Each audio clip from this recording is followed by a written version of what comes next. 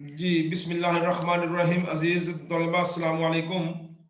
आज का बेटा जो हमारा टॉपिक है वो मोस्ट इम्पॉर्टेंट टॉपिक है।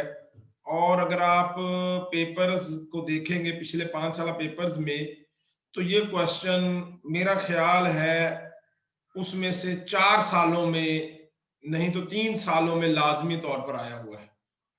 ये वाला क्वेश्चन क्रोनोलॉजी ऑफ ऑडिट, और इससे आगे वाला जो क्वेश्चन है बेटा वो है पसलेट ऑफ ऑडिट। इन दो में से लाजमी एक क्वेश्चन पेपर में आता है, ये याद रखिएगा। तो इसलिए जैसे हम कोशिश तो कर रहे हैं कि ऑनलाइन हम कर सकें।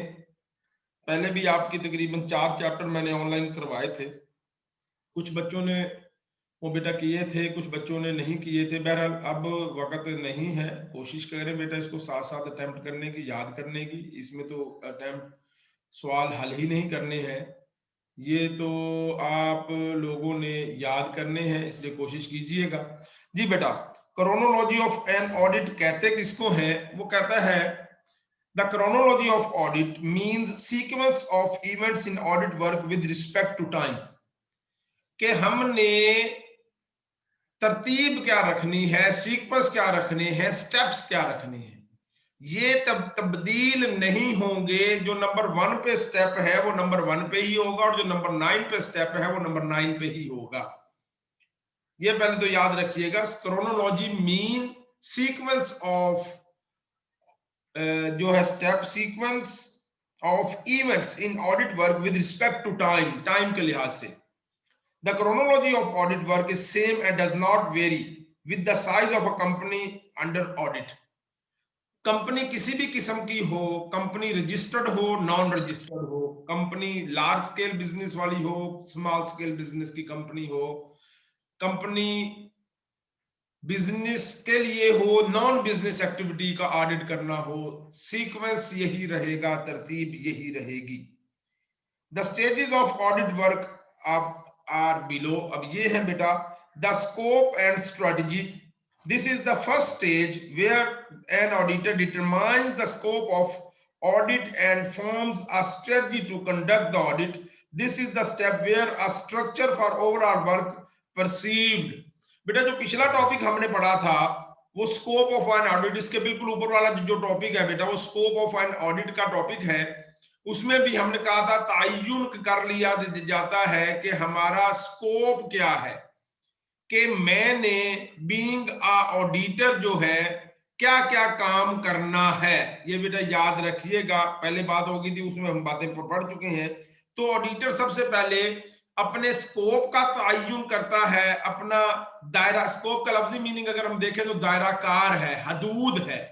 तो पहले अपने हदूद का तयन करेगा, और उसके हदूद के तयन करने के बाद वो स्ट्रेटजी बना लेगा कि मैंने काम कैसे करना है। स्ट्रेटजी मीन्स असल में वो स्ट्रक्चर है, वो गाइडलाइन है, या वो पाथ है जिसके ऊपर रहकर, जिसके थ्रू, जिस पे चलते हुए उसने काम को अटेम्प्ट करना है।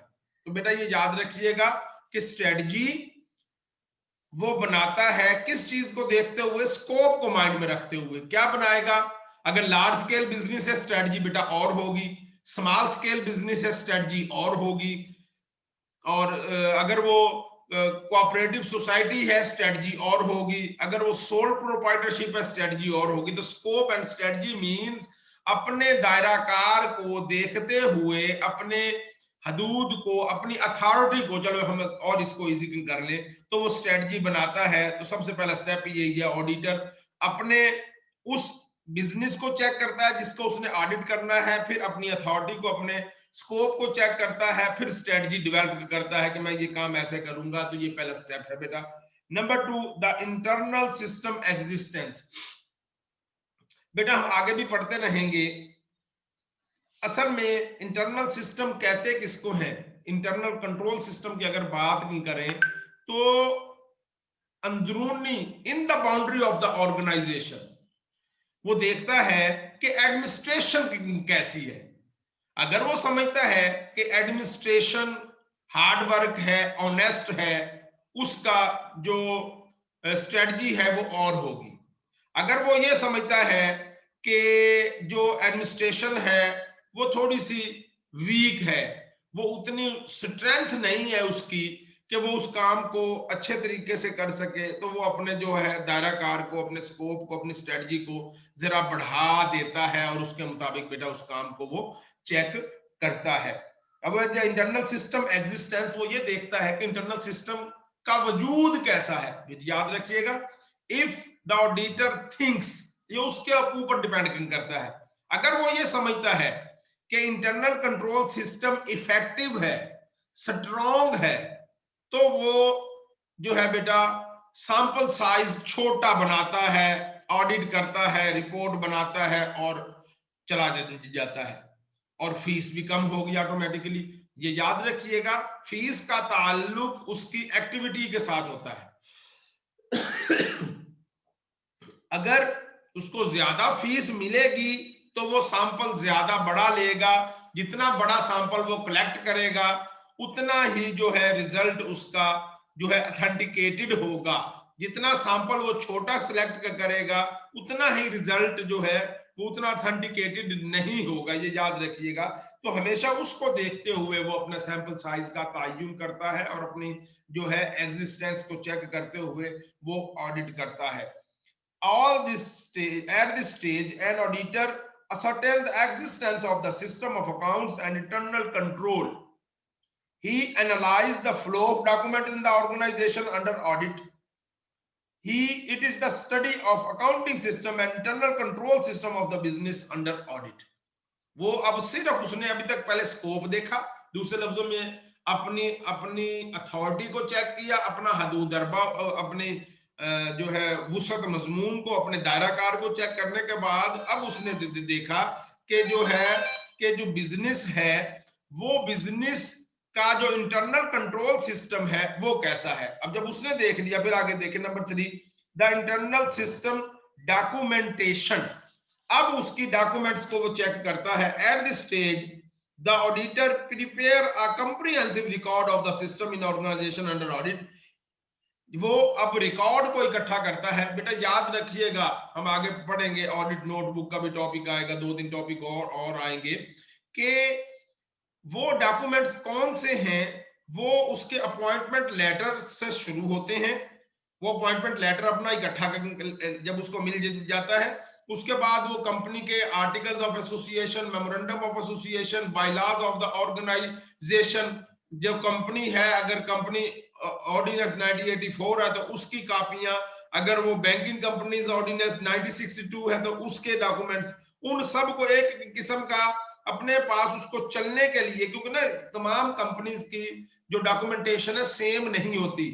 कोई कंपनी लिमिटेड कंपनी होती है, कोई कंपनी प्राइवेट लिमिटेड कंपनी होती है, दोनों के डॉक्यूमेंटेशन के अंदर फर्क होता है। तो ऑडिटर बेटा उन डॉक्यूमेंट्स को इकट्ठा करता है और उसके बाद क्या करता है, एनालाइज करता है। इट जब वो इकट्ठा कर लेते, वो क्या होता है, it enable the auditor to evaluate the system for effectiveness and efficiency. जब उसको पता लग जाता है कि ये कंपनी, बेटा याद रखिएगा, कंपनी के आर्टिकल ऑफ एसोसिएशन और मेमोरेंडम ऑफ एसोसिएशन में फर्क हो सकता है, ना हो, वो बात की बात है।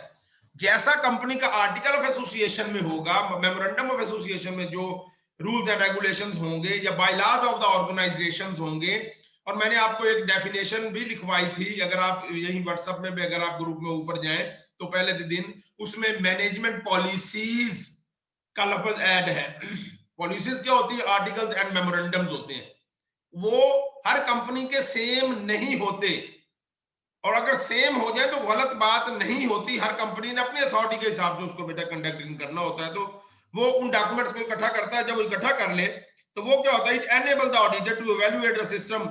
फिर वो इस काबिल हो जाता है, फिर उसको इतनी समझ बूझ आ गई होती है, क्योंकि उसके पास हर चीज सामने मौजूद है कि ये कंपनी ने काम कैसे करना था। अगर वैसे काम किया है दैट्स गुड, अगर वैसे काम नहीं किया तो वो उसके बारे में एजीएम के अंदर जो है बातों को मेंशन करता है, पॉइंट्स को मेंशन करता है, ताकि तमाम शेयर होल्डर्स को पता लग सके कि कंपनी जो है, ऑडिटर जो है, कंपनी कैसे काम कर रही है। If the system evaluation is high, it can be relied upon during audit work in the later stage. अगर वो सिस्टम जो होगा, इवैल्यूएशन सिस्टम जितना हाई होगा, कौन सा? चेकिंग का सिस्टम जितना टफ होता जाएगा, जितना हाई होता जाएगा, उतनी ही लोगों की उसके ऊपर बिलीव ज्यादा होता जाएगा। जितना वो रिलैक्स होता जाएगा, जितना वो वीक होता जाएगा, तो लोगों को ये पता लगता रहेगा कि शेयर होल्डर्स को भी जिनके साथ उसने मीटिंग करनी है कि यार इस कंपनी का सिस्टम इतना जो इवैल्यूएशन स्ट्रांग नहीं है, तो लोग उसकी बातों के ऊपर उतना यकीन नहीं करते। ये बेटा नंबर थर्ड पॉइंट था जो है evaluation, the internal system evaluation. अब आगे है द इंटरनल सिस्टम कंफर्मेशन। अब उसको कंफर्म करेगा, मैंने इवैल्यूएट कर लिया है, अब मैं उसको कंफर्म करूंगा कि जो काम मैंने इवैल्यूएशन में किया है क्या वैसे ही होना चाहिए था, उसको कंफर्म कर लेगा उन्हीं डॉक्यूमेंट्स के साथ जो उसने पहले इकट्ठे किए थे। This stage matches the system in operation and system in record. It is very crucial step which matches the actual facts and figures with recorded facts and figures. Actual facts and figures क्या है और जो record हुए हैं वो facts and figure क्या है, उन दोनों को आपस में कंपैरिजन करता है और उसके बाद रिजल्ट बनाता है। Walk through test is used for the matching purpose, और उसके लिए वॉक थ्रू टेस्ट जो है वो करता है। वॉक थ्रू टेस्ट असल में जाकर लोगों को, फॉर एग्जांपल मैं वॉक थ्रू टेस्ट के एग्जांपल आसानी के लिए ये समझा देता हूं।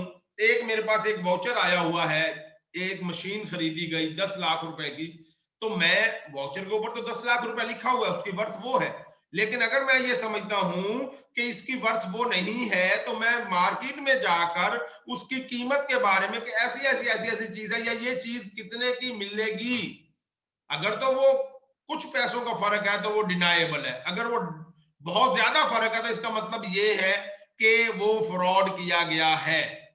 बेटा थोड़े से पैसों का फर्क क्यों हम उसको मान लेते हैं, मे बी जहां से कंपनी ने खरीदी हो उनका रेट थोड़ा सा हाई हो, जहां से मैं पता करने गया हूं रेट कम हो, या जहां से मैं पता करने गया हूं रेट का ज्यादा हो, जहां से कंपनी ने ली हो रेट, थोड़ा बहुत रेट का तो फर्क के ऊपर जो है रियलाइज किया जा सकता है, उसको एक्सेप्ट किया जा सकता है, लेकिन बहुत ज्यादा अगर फर्क होता है तो उसको यही कंसीडर किया जाता है कि ये फ्रॉड हुआ है। A walkthrough test is a test that traces a transaction in record in comparison with its actual happening। वही बात होगी जो ट्रेस किया जाता है, जिसकी मदद से ट्रेस किया जाता है, ढूंढा जाता है रिकॉर्ड और एक्चुअल पोजीशन में फर्क क्या है, उस बात को। अगर तो वो थोड़ा बहुत फर्क होता है तो वो एक्सेप्टेबल होता है, अगर बहुत ज्यादा फर्क होता है तो उसको ऑडिटर एक्सेप्ट नहीं करता, उसको मेंशन करता है ऑडिट रिपोर्ट के अंदर। उसके बाद बेटा the internal system evaluation. This stage is a point where systems are evaluated for reliability. अब उस सिस्टम की रिलायबिलिटी को ऑडिटर चेक कर रहा है। It provides the basis for the testing the effectiveness of the accounting and control system in operation during next stage. अगले stage के लिए वो ये देखता है कि जो सिस्टम ने रिकॉर्ड किया हुआ है, जो अकाउंटिंग सिस्टम अप्लाई हुआ है, क्या वो एक्सेप्टेबल है भी, क्या वो यहाँ पे होना चाहिए था या नहीं होना चाहिए था, तो बेटा वो उसको करता है। उसके बाद नंबर 6 था इंटरनल सिस्टम कंप्लायंस। कंप्लायंस का मतलब होता है कंपैरिजन करना और उसके बारे में रिप्लाई करना कि काम कैसा हुआ, तो ऑडिटर उन बातों को चेक करता है। This stage is a time for testing compliance of accounting and internal control system. This testing enable deductions of the weakness in the practice in operation as against the system in theory. The recommendation of possible improvement come to light during the stage। हमारी नजर में आ जाता है कि क्या काम कैसे हुआ, और उसके बाद क्या होता है, it also help decide the extent of the further test to be used. और इसी के ऊपर ही हमें देखते हैं कि कितने हमें और टेस्ट करने चाहिए। अगर ऑडिटर यहाँ पे सेटिस्फाइड हो जाता है तो और टेस्ट नहीं करता, अगर यहाँ पे उसको कुछ एम्बिग्यूटी नजर आती है, उसको कुछ शक लगता है, तो फिर वो किसी और किस्म के टेस्ट को भी अप्लाई करके उस रिजल्ट को अपने वाले रिजल्ट के साथ वेरीफाई करने के बाद जो है बेटा वो जो उसको ऑडिट रिपोर्ट में उसको मेंशन करता है। In case of effective control system, अब देखें जरा, ये मैंने पहले भी स्टार्ट में भी ये बात की, if the auditor think that, जब उसने पहला स्टेप किया था स्कोप एंड स्ट्रेटजी, अगर वो thinks, if he thinks that internal control system is effective, effective means strong कह ले, तो ऑडिटर जो है सैंपल साइज को कम कर देता है, छोटा साइज लेके, छोटा सैंपल लेके रिजल्ट बनाता है और रिजल्ट को कह देता है 100% रिजल्ट यही है। If he think that internal control system is ineffective, ineffective means weak, तो उस सूरत के अंदर ऑडिटर जो है बड़ा सैंपल साइज सेलेक्ट करता है, ज्यादा सैंपलिंग करता है, उसके बाद रिजल्ट के ऊपर वो रिलाई करता है। अब ये यही देखें, compliance test are employed and size of the audit sample is reduced, अगर ऊपर क्या है इफेक्टिव होगा, स्ट्रॉन्ग होगा। in an otherwise case substantive tests are employed and size of audit work may become difficult to manage, अगर वो ineffective है तो वो टेस्ट भी कौन सा करेगा, फिर वो सब्सटेंटिव टेस्ट करेगा, वो सब्सटेंटिव टेस्ट के साथ भी क्या करेगा, उसको सैंपल साइज को इनहेंस कर देगा, बढ़ा देगा, और उसके बाद अपना रिजल्ट देगा। जब ये देखे, जब उसने इंटरनल कंट्रोल, उसके बाद नंबर 7 है बेटा interim report. Internal control system को देखते हुए वो एक इंटरम रिपोर्ट बनाता है।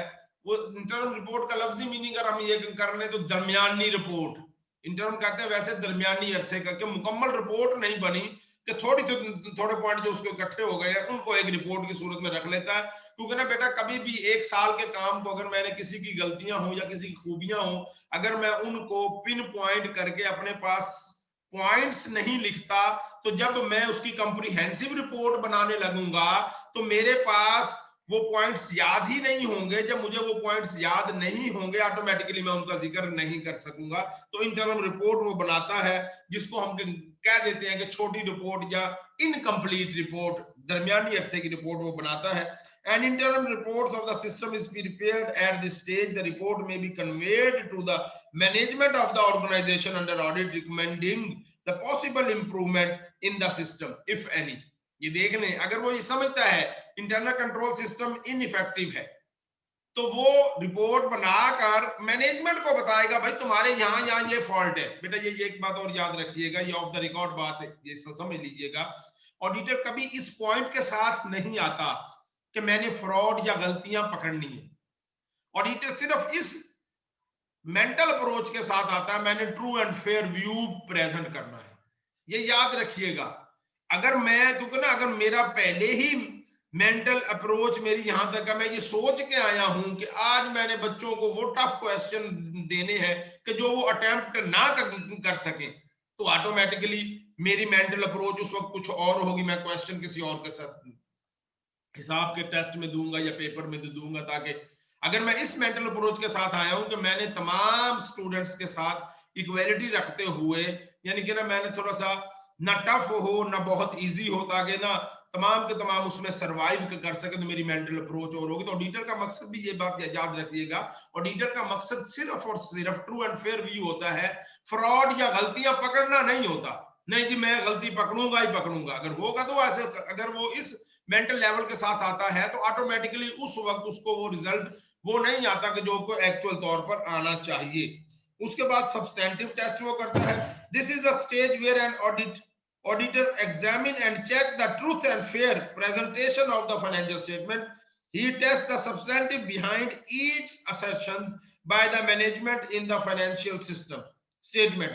These tests are the name suggest are independent of the internal system of the organization under audit. बेटा ये दो टेस्ट, दो किस्म के टेस्ट होते हैं। एक को हम तीन किस्म के, वैसे एक को हम कहते हैं टेस्ट ऑफ कंट्रोल, एक को हम कहते हैं सब्सटेंटिव टेस्ट, एक को हम कहते हैं जो है ना कम सब्सटेंटिव। ये तीनों अगले चैप्टर्स के अंदर हम इसको डिस्कस करेंगे, छोटे छोटे पॉइंट्स है। एक में फर्क है, एक में पॉलिसी, अच्छा मैं थोड़ा सा बता दूं, सब्सटेंटिव टेस्ट के अंदर वो पॉलिसीज को चेक करता है, जबकि जो है टेस्ट ऑफ कंट्रोल के अंदर वो उसकी जो है रूल्स एंड रेगुलेशंस को चेकिंग करता है। एरर्स इवैल्यूएशन, ये नंबर 9 स्टेप है। At this stage an auditor evaluate the possible effects of errors and इररेगुलरिटीज जो उसने देखी है वो कर लेता है। नंबर 10 बेटा रिव्यू करता है कि जो मैंने रिजल्ट बनाया है क्या उसके लिए मेरे पास प्रूफ मौजूद है। अगर मैं ये कह रहा हूं, और एक और बात याद रखिएगा, अगर ऑडिटर ने वहां पे ये शो करना, ये रिपोर्ट लिखनी है कि यहाँ पे कुछ फ्रॉड और मिस्टेक्स है, अगर उसके पास एविडेंस होगा तो फिर ही वो उसके बारे में लिख सकता है। अगर वो उसके पास तो किसी किस्म का स्ट्रॉन्ग एविडेंस नहीं है तो वो कभी भी ये नहीं कहता होता कि यहाँ पे फ्रॉड या मिस्टेक हुई है, वो कहता है in my opinion there is no mistake no fraud, अपनी राय के मुताबिक वो बात करता है। उसके बाद वो बेटा रिव्यू करने के बाद ऑडिट रिपोर्ट बना दे देता है और उसको सबमिट कर देता है फाइनल रिपोर्ट की सूरत के अंदर। ठीक है, फाइनल रिपोर्ट क्या है? This is the stage where an auditor sends a final report to the management about internal system and recommendation for the improvement therein. ये याद रखिएगा, मैं बार बार ये बात कर रहा हूं, ऑडिटर का मकसद नहीं होता कि मैंने फ्रॉड पकड़ना है, ऑडिटर का मकसद होता है मैंने हक सच की बात की, जिसको हम ट्रू एंड फेयर व्यू कहते हैं, वो प्रेजेंट करना है कि जैसा हुआ है वही बताया जाए कि काम ऐसा हुआ है। तो इस वजह से अगर कोई गलतियां हैं, फ्रॉड का वो जिक्र नहीं करता, अगर कोई मिस्टेक्स होती हैं तो वो मैनेजमेंट को टाइम देता है, आप अपनी मिस्टेक्स को दुरुस्त कर लो, ताकि जब मैं रिपोर्ट बनाऊं तो उसमें मैं ये मेंशन कर सकूं here is no mistake no fraud. ये है जी आपका टॉपिक एंड। अब इसके बारे में अगर कोई आपको क्वेश्चंस हैं बेटा तो वो आप उसको कर सकते हैं।